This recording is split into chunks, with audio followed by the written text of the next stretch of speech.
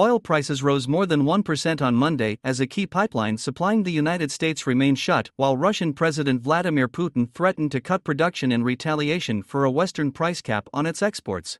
Brent crude futures were up 46 cents, or 0.6%, at $76.56 a barrel by 5 o'clock Greenwich Mean Time. U.S. West Texas Intermediate crude was at $71.59 a barrel, up 57 cents, or 0.8%. The price gains on Monday for Brent and WTI follow declines in both grades last week to their lowest since December 2021 amid concerns that a possible global recession will impact oil demand.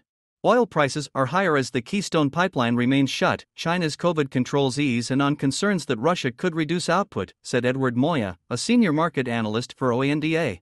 On Sunday, Canada's TC Energy said it had not yet determined the cause of the Keystone oil pipeline leak last week in the United States. It gave no timeline as to when the pipeline would resume operation.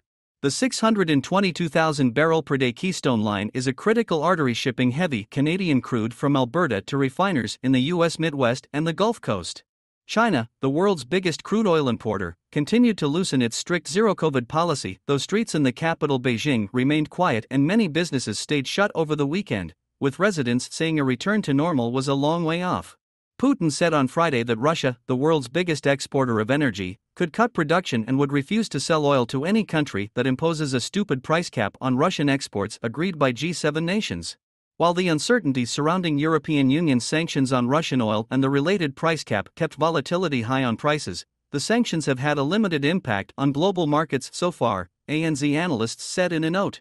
Saudi Arabia's energy minister also said on Sunday that the impact of the European sanctions and price cap measures had had no clear results yet, and that its implementation was still unclear.